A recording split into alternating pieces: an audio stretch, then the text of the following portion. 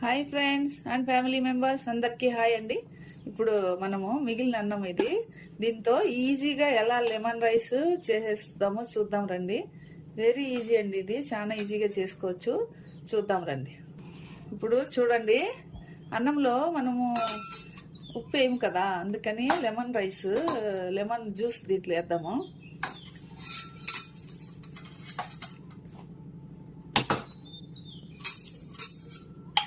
ఒక 3 స్పూన్ అయితే సరిపోతుంది లెమన్ జ్యూస్. చూడండి, 3 spoon lemon juice.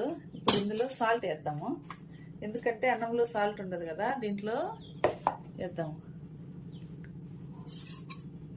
Salt 1 spoon వేసాం, సరిపోతుంది.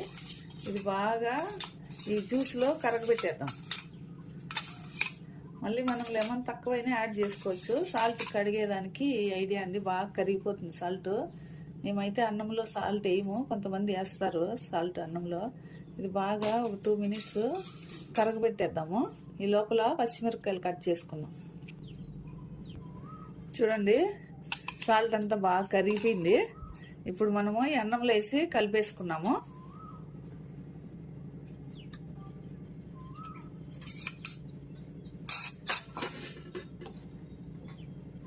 బాగా కలిపేసి ఇప్పుడు ఆయిల్ వేసుకున్నాము. పాత్ర పెట్టుకొని ఈ గంట ఆయిల్ అయితే సరిపోతుంది. ఇప్పుడు స్టవ్ వెలిగిస్తాము, ఆయిల్ వేడెక్కనిద్దాం. చూడండి, ఆయిల్ హీట్ అయిపోయింది. ఇప్పుడు మంట స్లోలో పెట్టుకొని చూడండి, 1/2 స్పూన్ జీలకర్ర, 1 స్పూన్ ఆవాలు,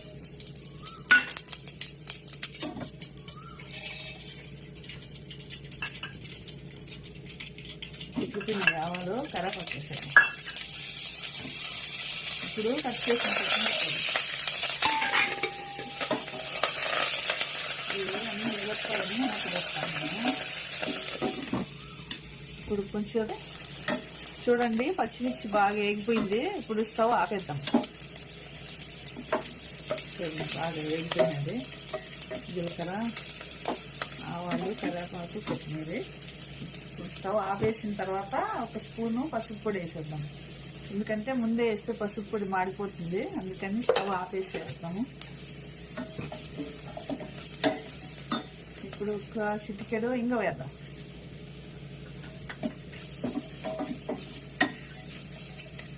ఇప్పుడు అన్నము ఇందులో వేసేద్దాము.